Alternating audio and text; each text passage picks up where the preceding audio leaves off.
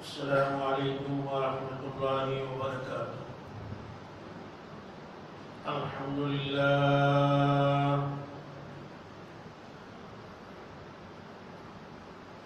لله نحمده ونستعينه ونستغفره ونؤمن به ونتوكل عليه ونعوذ بالله من شرور أنفسنا ومن سيئات أعمالنا. من يهده الله فلا مضل له ومن يضلله فلا هادي له. ونشهد أن لا إله إلا الله وحده لا شريك له. ونشهد أن سيدنا ونبينا ومولانا محمدا عبده ورسوله أرسله بالحق بشيرا ونذيرا وداعيا إلى الله بإذنه وسراجا منيرا. أما بعد، أعوذ بالله من الشيطان الرجيم. بسم الله الرحمن الرحيم. سبحان الذي أسرى بعبده ليلا من المسجد الحرام إلى المسجد الأقصى الذي باركنا حوله لنريه من آياتنا إنه هو السميع البصير. وقال الله تبارك وتعالى: وما ينطق عن الهوى إن هو إلا وحي يوحى علمه شديد القوى ذو مرة فاستوى وهو بالأفق الأعلى ثم دنا فتدلى فكان قاب قوسين أو أدنى. صدق الله العظيم وصدق رسوله النبي الكريم ونحن على ذلك لمن الشاهدين والشاكرين والحمد لله رب العالمين. بزرگان محترم،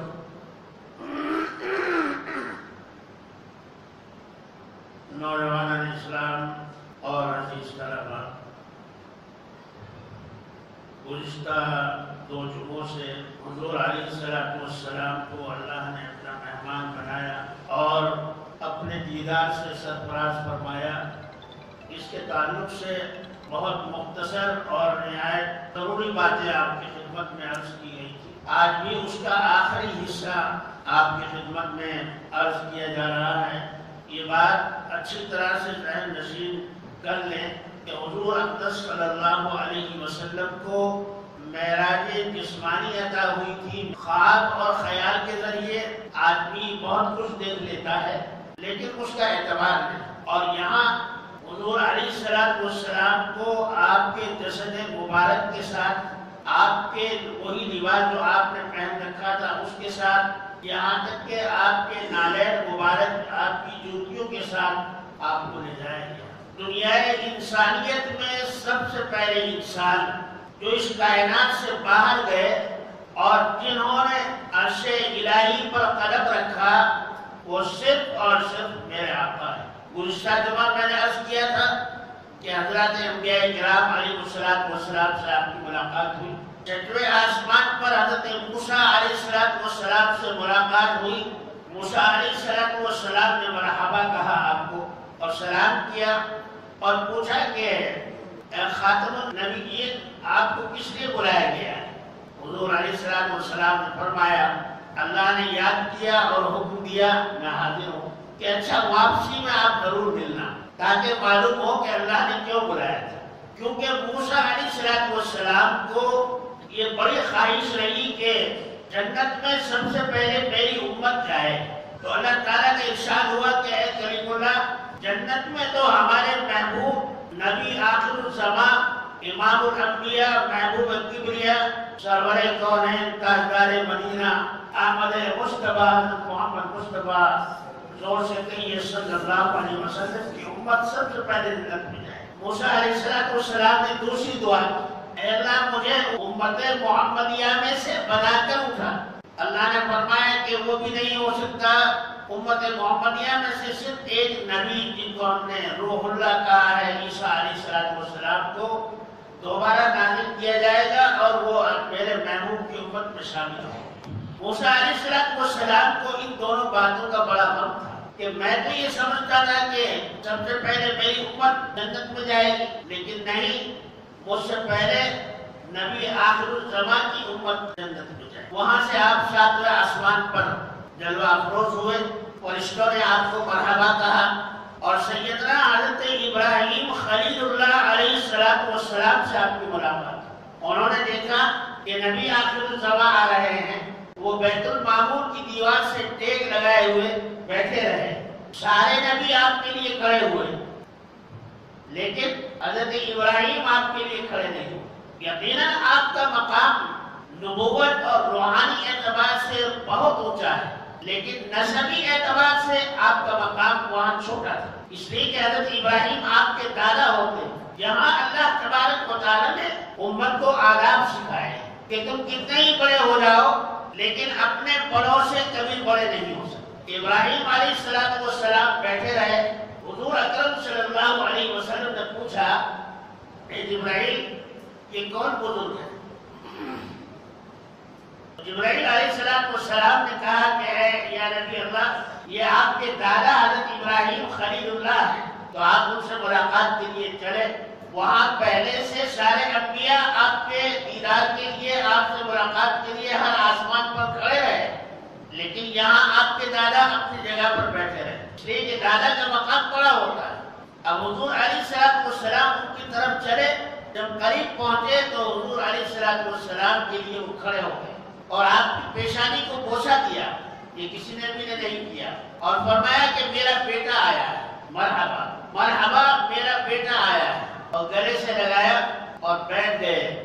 آپ کو بھی بٹھا لیا اور فرمایا، اے میرے بیٹے، اپنی امت کو کہہ دینا کہ جنت ایک چٹیل میدان ہے، جنت ایک چٹیل میدان ہے جہاں پر کچھ نہیں اگتا ہے، لیکن ہاں جب تم سبحان اللہ کہتے ہو تو ایک درخت اگ جاتا ہے، الحمدللہ کہتے ہو ایک درخت اگ جاتا ہے، اللہ اکبر کہتے ہو ایک درخت اگ جاتا ہے، اور جب ذکر اللہ کرتے ہو تو قسم کے درخت اور پھول پھلواریاں وہاں پیدا ہو جاتی۔ تو اللہ کا ذکر جتنا کرو گے اتنا ہی تمہارا جنت کا باغ ہرا ہوتا چلا جائے۔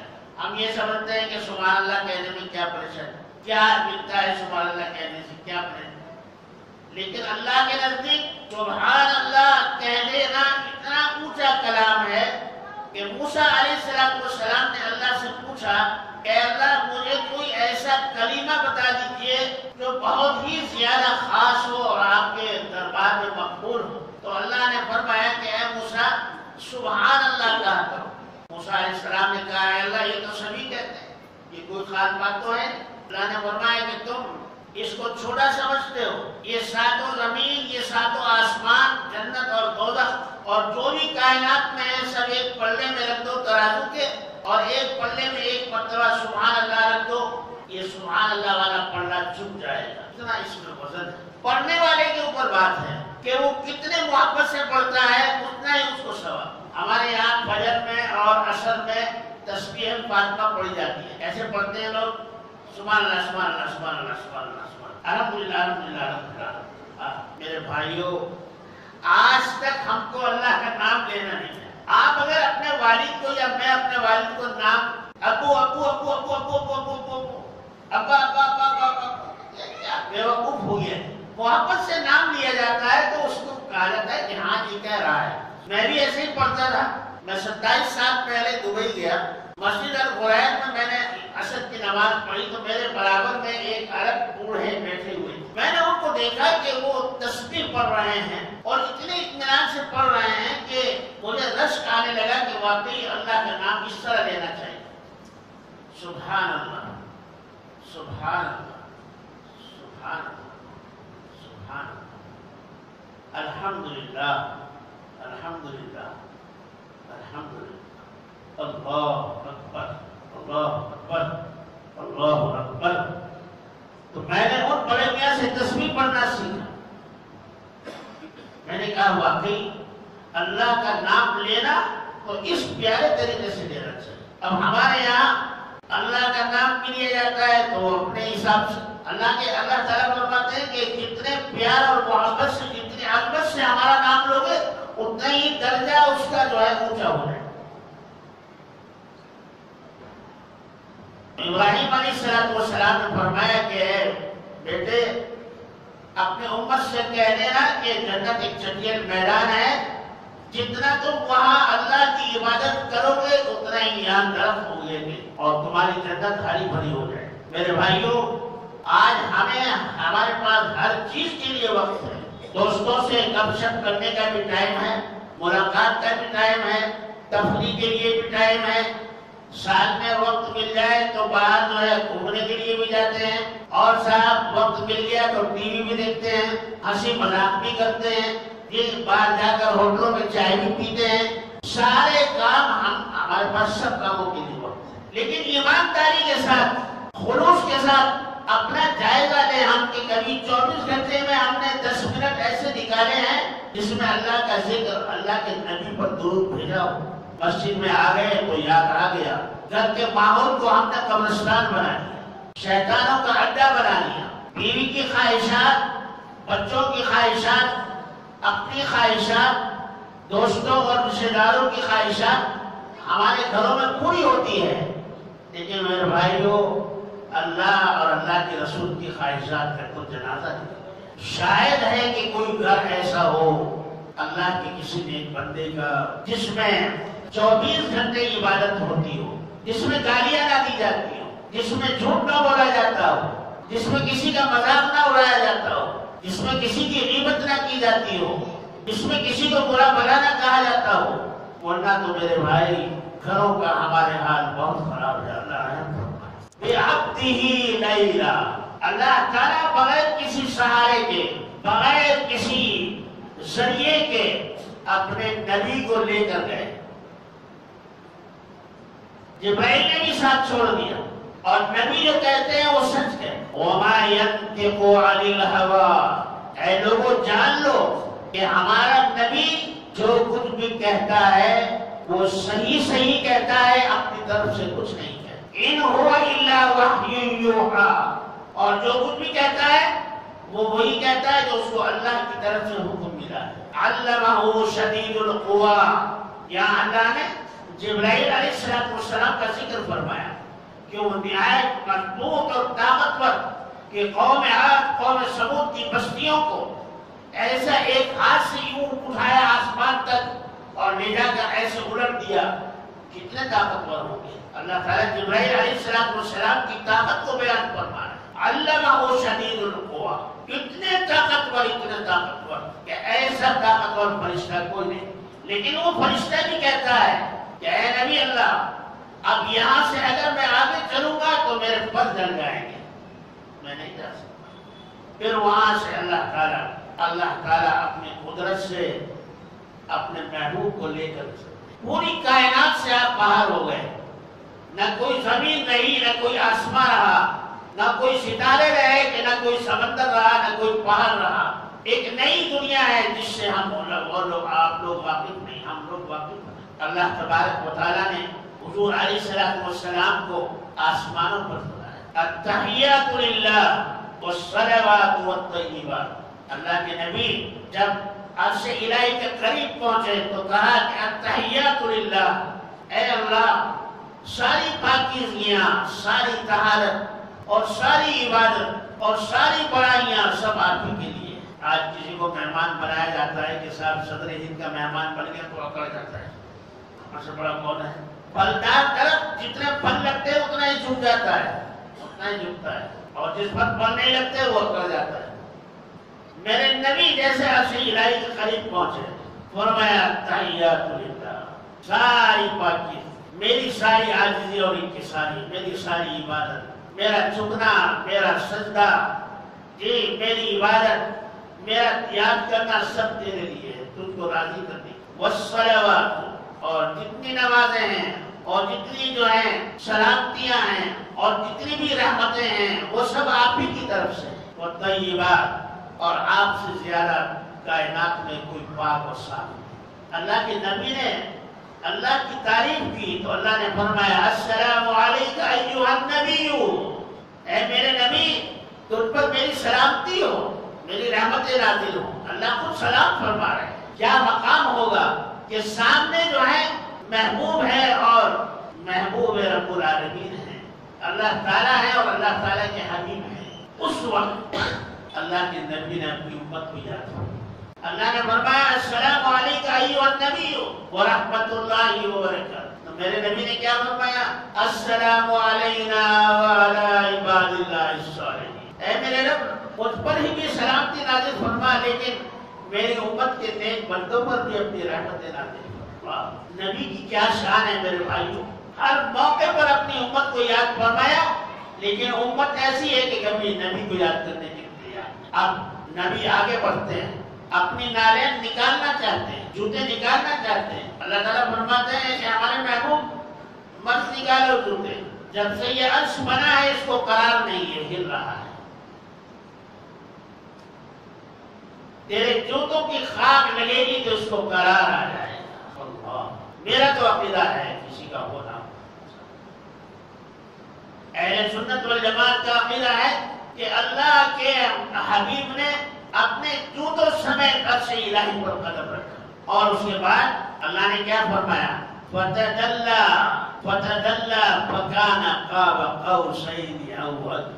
فتدلّا، قریب آ جاؤ۔ 70,000 پردے اٹھا لیے گئے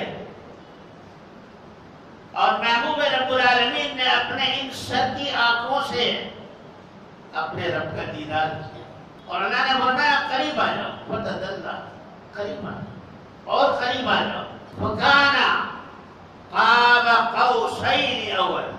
اللہ نے مثال، آپ نے تیر کمان دیکھی ہوگی جس سے تیر مارتے ہیں، وہ ایسے مڑی ہوئی ہوتی ہے، اس کو قاب کہتے ہیں، قاب، اور یہ قوسین ہے، بیچ کا حصہ۔ عربوں میں جب لڑائی ہو جانے کے بعد صلح ہوتی تھی تو ایک قبیلے کا دوسرا قبیلے کا سردار اپنی تیر کمان ایسے ملاتے تھے، قاب قوسین، ایسے ایسے مل جاتی تھی تو اب صلح ہو گئی۔ اللہ نے مثال دی کہ قاب قوسین او ادنی، یعنی جس طرح سے دونوں کمانیں آپس میں مل جاتی ہیں، اس طرح سے اللہ کے قریب اللہ کے محبوب ہو گئے۔ او ادنی، بلکہ اس سے بھی زیادہ قریب، اس سے بھی زیادہ۔ اللہ فرماتا ہے میرے بھائیوں، کب تک ہم میرے نبی کے قریب تو ہو کر دیکھو، میرے نبی کے قریب ہو کر دیکھو، خدا کی قسم مزہ ہے۔ دنیا بھی سدھر جائے گی، آخرت بھی سدھر جائے گی۔ یہ روزانہ کے دھوکے اور یہ جھوٹ بولنا اور یہ منمانی زندگی گزارنا، خدا کی قسم اس میں کوئی مزہ نہیں۔ آؤ ہم سب مل کر عہد کریں اس بات کا کہ انشاءاللہ تعالی آئندہ ہم اپنے نبی کے ذریعے پر زندگی گزاریں گے نا بھائی، انشاءاللہ تعالی۔ میرے محبوب نے آپ کو جو دیا وہ تو دیا ہی، یہاں میں اب کیا بیان کروں، وقت بھی بہت تھوڑا سا ہے نہیں۔ موسیٰ علیہ السلام کو فرمایا تھا فَلَمَّا تَجَلَّى رَبَّهُ لِلْجَبَلِ جَعَلَهُ دَكًّا وَخَرَّ مُوسَىٰ صَعِقًا۔ اے موسیٰ تم اس پہاڑ کی طرف نظر کرو تو وہاں ہماری صفاتی تجلی نظر آئے گی، تمہیں اصلی نور نظر نہیں آئے گا، ہماری صفات کا نور نظر آئے گا۔ کہا اگر تم نے اس کو دیکھ لیا تو پھر تم صفاتی نور دیکھ پاؤ۔ اب جب نظر کی تو پہاڑ جو ہے ریزہ ریزہ ہو۔ اب حال کیا ہو گیا؟ موسیٰ علیہ السلام فرماتے ہیں اس کے بعد آسمان کی طرف نظر اٹھاتا ہوں تو جنت تک نظر آتا ہے، زمین پر نظر ڈالتا ہوں تو جنت زمین کے اندر تک کا نظر آتا ہے۔ صرف صفاتی نور کو دیکھنے کے بعد یہ عالم تھا کہ اگر کسی کنویں میں ایک چیوٹی ہے اور وہ کالی چیوٹی ہے اور رات کا وقت ہے اور وہ چل رہی ہے تو موسیٰ علیہ السلام اس نور کی برکت سے اس چیوٹی کو دیکھ لیتے۔ یہ کیا تھا؟ یہ صفاتی تجلی۔ اور میرے آقا کو تو اللہ نے اپنا چہرہ دکھا دیا، اپنے بیٹھنے کی جگہ اپنی جگہ دکھا دی، اپنے رہنے کی جگہ دکھا دی، اپنا مہمان بنا لیا، اپنے قریب کر لیا۔ فرمایا قاب قوسین او ادنی، یہ تو میں نے مثال دی ہے کہ اتنے قریب ہو گئے، ورنہ اس سے بھی زیادہ قریب ہو۔ تو میرے نبی کا کیا ہوا ہوگا؟ وہاں سے یہ نماز میرے پیارے نبی، میرے اور آپ کے آقا لے کر آئے۔ انشاءاللہ تعالی اس نماز کے تعلق سے موسیٰ علیہ السلام نے کیا کہا، اور پھر اللہ رب العزت کا انعام کیا ہے اس وقت، انشاءاللہ تعالی آئندہ جمعہ میں عرض کیا جائے گا۔ اللہ تبارک و تعالی ہم سب کو عمل کی توفیق عطا فرمائے۔ وآخر دعوانا ان الحمد للہ رب العالمین۔